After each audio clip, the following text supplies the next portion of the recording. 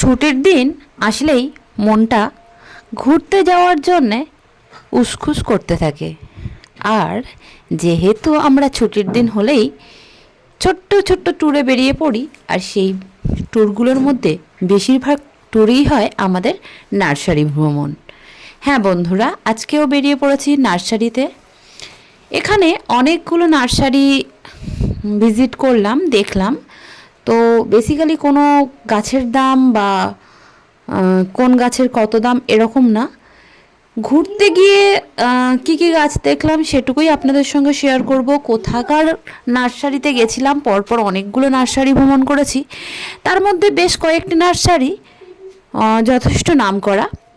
তো আমি যেখানে থাকি দক্ষিণ চব্বিশ পরগনা, আর দক্ষিণ চব্বিশ পরগনা থেকে উত্তর চব্বিশ পরগনা যে শিকরপুর এলাকা, তো সেটা আমাদের বাড়ি থেকে মোটামুটি বাইকে 15 মিনিট থেকে হার্ডলি 20 মিনিটের রাস্তা। তো যে কারণে ছুটির দিনে একটু বাচ্চাদের শরীর স্বাস্থ্য ভালো থাকলেই বেরিয়ে পড়া হয় ছোট্টখাটো এই ট্যুরে। আর যেহেতু গাছ ভালোবাসি, প্রচুর পরিমাণে ভালোবাসি, ছোট্টখাট্টো করে আস্তে আস্তে গাছ পরিচর্যা করে বড় করি, তাই এ নার্সারিগুলো ভ্রমণ করলে বেশ ভালোই লাগে। এখানে দেখুন বিঘের পর বিঘে বেশিরভাগটাই গোলাপ বাগান, আর তার সঙ্গে মাঝখানে দেখলেন বেশ কিছুটা সর্ষে চাষ করে রেখেছে। তো এখানে যে সমস্ত রাস্তার ধারে যে নার্সারিগুলো আছে বন্ধুরা, সেখানে গোলাপের থেকেও বিভিন্ন রকম কালেকশন রেখে দিয়েছে।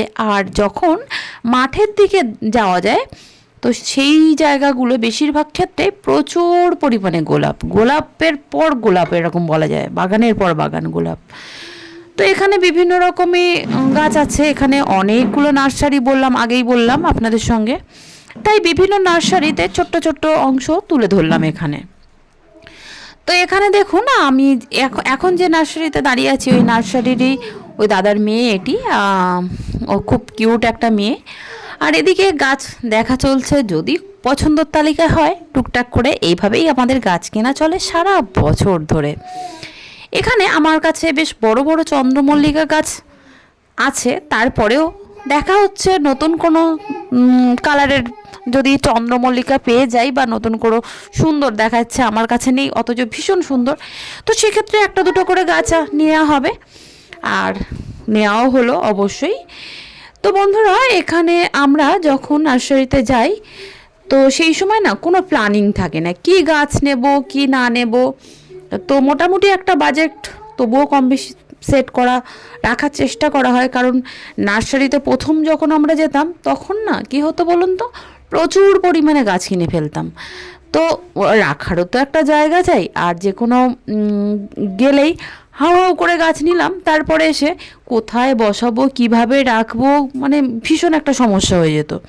তো যেহেতু আমরা মাঝে মাঝে এইভাবে বেরিয়ে পড়ি, মাসে মোটামুটি 2বার 3বার, কোনো কোনো ক্ষেত্রে 4বারও হয়ে যায়, তো সেই জন্যে এখন একটু লিমিটেড কেনাটা হয়, কারণ দেখার চাহিদার জন্য যাওয়া হয় বেশি, আর দেখা হয় আমাদের কাছে যে গাছগুলো আছে তার থেকে নতুনত্ব কী গাছ এসেছে এই মুহূর্তে। তো সেই নতুনত্ব গাছগুলোর মধ্যে থেকে আবার কোনগুলো খুব ভালো লাগলো, কোনগুলো একটু কম ভালো লাগলো, তার উপরে নির্ভর করে। আবার এর থেকে আরও একটা বিষয় নির্ভর করে কি বলুন তো, মানে আমাদের কাছে মানে যে গাছগুলো আমাদের ভ্যারাইটির মধ্যে নেই, তাদের মধ্যে কোনগুলোর দাম বাজেটের মধ্যে, এই সমস্ত বিষয়গুলো ভেবেই গাছগুলো কেনা হয়। কারণ আমরা তো মধ্যবিত্ত ফ্যামিলির, তাই প্রচুর পরিমাণে গাছ কিনে অর্থ খরচ করতে আমাদের একটু গায়ে লাগে, তাই সবসময় বাজেটের মধ্যে থেকে একটু ছোট গাছ কিনি, আর ছোট গাছগুলো ভীষণভাবে যত্ন করে করে সেই গাছগুলো বড় করে ফল নেওয়ার চেষ্টা করি। তো আমার মতো যারা একটু কম বাজেটের তারা কিন্তু ছোট গাছ কিনতে পারেন। যদিও বন্ধুরা ছোট গাছ ফল আসতে একটু দেরি হয় আর অনেক দিন সময় লাগে জানেন তো, কিন্তু একটা কথা আপনাদেরকে এখানে না বললেই নয়, দেখবেন একটা বড় গাছ নিয়ে আসার পরে, আমার যেটা বেসিক্যালি আমার হয়, বড় গাছ আনার পরে সেই গাছে ফল দিলে যতটা না আনন্দ হয়, একটা ছোট্ট পুচকু গাছ এনে যখন আমি সেই গাছ থেকে একটা সময়ের পরে, অনেকটা সময়ের পরে, লং টাইম পরে যখন আমি সেই গাছ থেকে ফুল পাই, তখন কিন্তু আমার আনন্দটা অনেক বেশি হয়। কারণ সেই ছোট গাছটাকে আমি নিজে হাতে পরিচর্যা করে বড় করেছি, তার প্রতি মায়াও হয়। আর যদি কখনো কোনো সময় একটা গাছ একটুখানি ক্ষতি হয় বন্ধুরা, তখন কিন্তু ভীষণ খারাপ লাগে।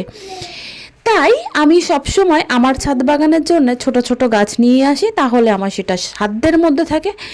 এই কি অনেক দিন ধরে পরিচর্যা করতে হয়। আর এখানে দেখুন লিলিয়ামগুলো কি সুন্দর হয়ে আছে। এখানে এই যে বাগানগুলো আমি দেখাচ্ছি, তার মধ্যে অনেকেই হয়তো বাগান দেখেই চিনতে পারছেন, কিন্তু এখানে আমি কোনো বাগানের ট্যাগ দেখাবো না, কারণ সত্যি বড় বড় বাগান। আর কি বলুন তো, আমি অ্যাকচুয়ালি ঘোরার উদ্দেশ্যে এখানে ভিডিওগুলো করেছি, আমি ওদের কোনো পারমিশন নিইনি। তাই জন্যে এই বড় বড় বা ছোট ছোট কোনো নার্সারিরই কোনো নাম আমি এখানে উল্লেখ করব না, কারণ দেখুন পারমিশন তো নেওয়া হয়নি, আর পারমিশন নেইনি বলে তাদের মেন হেডিংটাও আমি দেখাইনি। তো এই কারণে বন্ধুরা, অ্যাকচুয়ালি আমরা যে উপলব্ধি করব যে অ্যাকচুয়ালি আমাদের মনের থেকে গাছগুলো কেমন, সেই সব দেখার জন্যই আসা, সেটা হলেই নেই দেয়। আর দেখুন এখানে প্রচুর গাছ, প্রচুর গাছ, মানে শিকরপুর এলাকা আপনারা তো অনেকেই জানেন, মানে প্রচুর গাছ আছে। কিন্তু বন্ধুরা, অনেকে যেটা জানেন না সেটা আপনাদেরকে বলি। আপনারা কিন্তু চাইলে একটু যারা গাড়ি করে আসেন, দেখবেন অলিগলিতে রাস্তাগুলো ঢুকে গেছে, সেখান দিয়ে একটু মাঠের দিকে যেতে পারেন। সেখানে গেলে কি হয়, গাছের দাম একটু কম হয়, মানে একদম রাস্তার গায়ে যে গাছের দাম যতটা থাকে, একটু মাঠের দিকে একটু হলেও কম হয়। আর অ্যাকচুয়ালি পুরো ফাঁকা মাঠ, মাঠের পর মাঠ বাগান, তো দেখতেও ভালো লাগবে। তো এখানে দেখুন অ্যাজেলিয়া গাছগুলো কিন্তু অসম্ভব সুন্দর। কিছু কিছু গাছে এত বেশি ফুল আর এত সুন্দর দেখতে লাগছে, সত্যি গাছগুলো ভীষণ লোভনীয়। তো আপনারা আমার মতো মানে মাঝে মাঝে এরকম ছোট্ট ছোট ট্যুর করে ফেলতে পারেন। এখানে কি বলুন তো, কোথাও যাওয়ার সমস্যা নেই, 1-2 ঘন্টা 3 ঘন্টার মধ্যে একটা ছোট্টখাটো মিনি ট্যুর হয়ে গেল। আর সত্যি কথা বলতে ফুল বা ফল বাগান দেখতে কিন্তু অসম্ভব সুন্দর। তাই এরকম ছোট ছোট ট্যুর আমার মতো আপনারাও করতে পারেন ফ্যামিলি নিয়ে। তো এখানে আমার ছোট বাচ্চাটা আমার সঙ্গে এসেছে, বড় বাচ্চাটা বাড়িতেই আছে।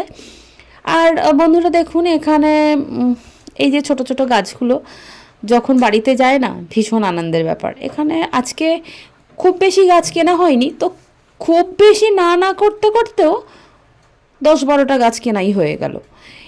এইটাই হচ্ছে ব্যাপার। যতই ভাবি কোনো গাছ নেব না, তারপরে একটা সময়ের পরে না 10টা 12টা 15টা গাছ ইজিলি বাড়িতে চলে যায়, তারপরে সমস্যাটা সম্মুখীন হতে হয়।